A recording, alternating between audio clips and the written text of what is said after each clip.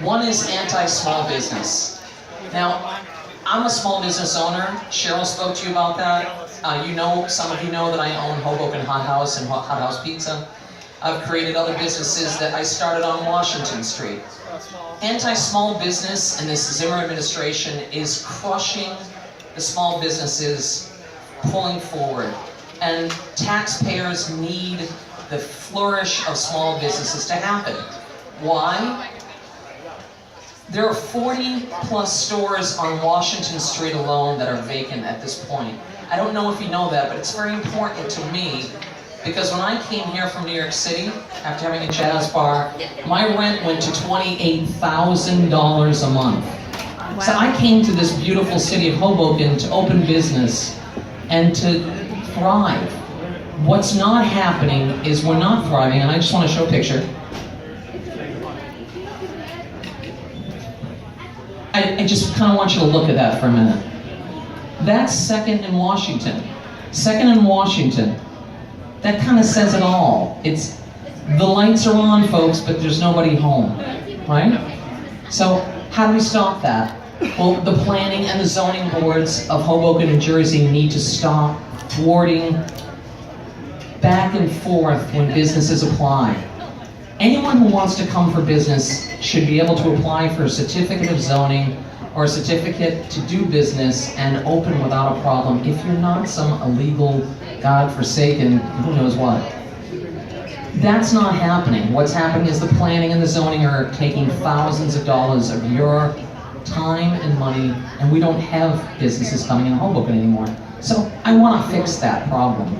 I want the zoning officers and the planning officers to talk, and let's come up with a different game plan, because this isn't working. That's number one. Number two, and crucial to our problem, is the infrastructure in Hoboken. It's not just infrastructure across the country, but we especially got hit here with Sandy.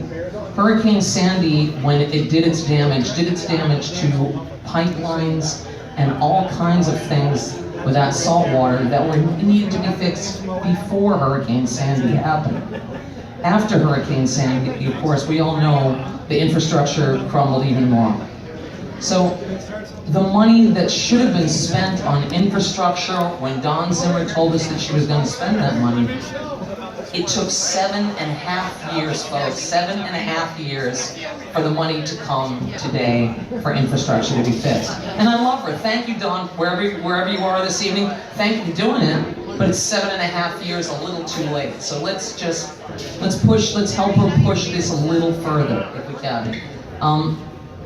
Infrastructure isn't just the only thing that I'm going to talk about as we progress to the campaign. I'm going to talk to you about something that's really my third, and it really gets me going, is the overbonding issue. Now, a lot of you folks here don't understand what overbonding is, but overbonding is sort of like your wife taking a credit card. And she's going to swipe that credit card, and she's going to go out there and she's going to buy a lot of stuff, and it's going to make you mad. And that credit card has to be paid back, correct? Right, Chip? I mean, I'm sure your wife and other guys here have their wives going to... Well, this is what's happening with overbonding. Overbonding credit card is up to $160 million. And ever growing. So probably we're going to look at 200 maybe at the end of this year, towards the season. That overbonding is also involved with something that we like to call the pilot program. Now, the pilot program is a program that helps to buy properties along with a use of something that really disturbs me called eminent domain. People like Academy Bus, who have properties in Hoboken, have their properties taken away, and they can afford, by the way, for years of litigation to happen. Years of it. That's on your tax-paying dollar. That's on us. That's on businesses. It's on homes. And if anybody of you are here renters, I'm a renter. Are you a renter? Yes. Okay. The trickle effect isn't going to just affect the person who owns the property like here, that has to pay back that $200 million overbonding issue. It's gonna trickle down to the person who's renting that property, because that property owner is then in turn gonna turn that on you. And you're gonna have to pay the increased fees. Pat, how are you? Good. I know some of you folks are coming in late, and I'm very happy, but don't worry, we'll be here for a while. So my point is, how do we move forward in the city of Hoboken? She's done some wonderful things, and I'm not trying to say anything bad. Don Zimmer has done some fine things. I endorsed her on her second term. But it's time for a change. It's all around. The sound is ringing of change, and it's okay. Change is good, folks. 8 years of the Zimmer administration, it's just time. It's time. So when we talk about the AAA rating at 2%, is that right, Ken? The AAA rating that's so fantastic with the Zimmerites, I think it's a crap. Because 2% of that $200 million over bonding, 2% of that is just interest that will be brought on the taxpayers, and that's even on. So we're not just talking about over bonding, infrastructure, anti-small business, misuse of appropriation of funds, and also that planning and the zoning thing that really gets to me. Some of you folks know that I'm the one that got shut down, and I got shut down as a small business owner, as a woman, with a fine business that we needed in town. I'm gonna call somebody out here that's looking at me right in front of me. You asked me what I would do as a woman, Mayor? This woman, would you stand up? I'm not gonna ask you to come up and talk. This woman in front of you, I met years ago, owns a business in town, and some of you know it. It's the car service that we don't call when we call Uber. Now, I'm just as guilty. I take Uber, everyone takes Uber. But before Uber ever came in town, that woman and her husband have the greatest cab company and have been here for how many years now? 12 years. For 12 years, this woman pays a medallion fee, insurance, taxes. Your money goes to the administration here in Hoboken, and I want to thank you, because your money helps these kids in school, helps do these roads that we talk about and the problems that we now know are happening. 6-foot wide bike lanes are not what we need. We need businesses to flourish. Those 6-foot bike lanes are being treated as New York City. You can't say we are not New York City and treat it as such. So bike lanes are wonderful. I'm all about bikes, but I'm more about you. I would make you, personally, I'm gonna make an app for you. Mike Becker is one of the greatest guys in computers and apps. Mike, I'll hire you to make this one and the taxi service companies that are standing in line after line now, an app just for the city. An app that they can choose who they want to choose that night for that ride. And you deserve it, because you are the taxpayer, not Uber. It's lovely that they're here. I think it's awesome. I take them. But I always usually call you first.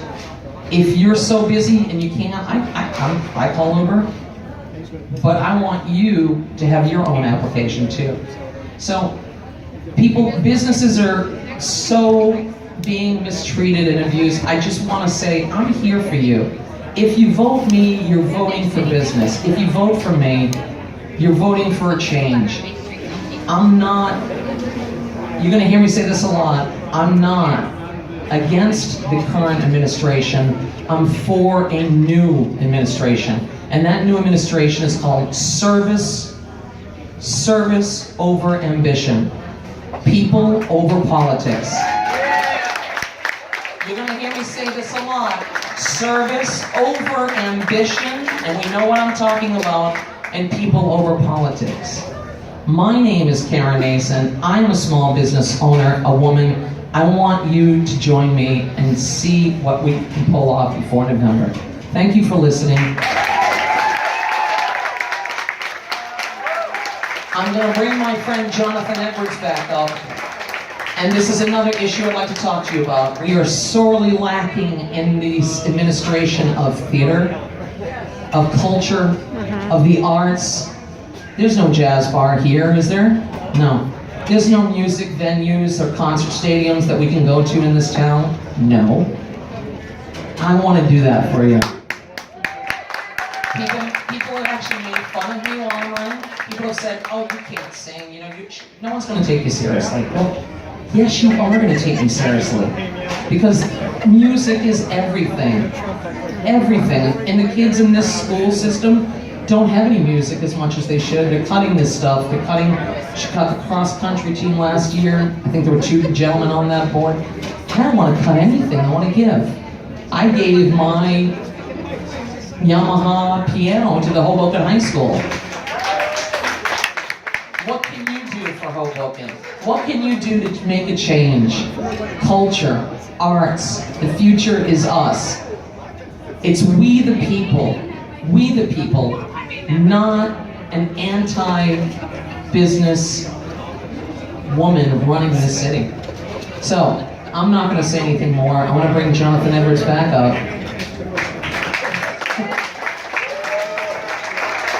He's going to do my favorite song, and of course there's probably an underlying message over there. Oh, absolutely. Jonathan's famous for a song called Sunshine. Yeah, Sunshine Go Away.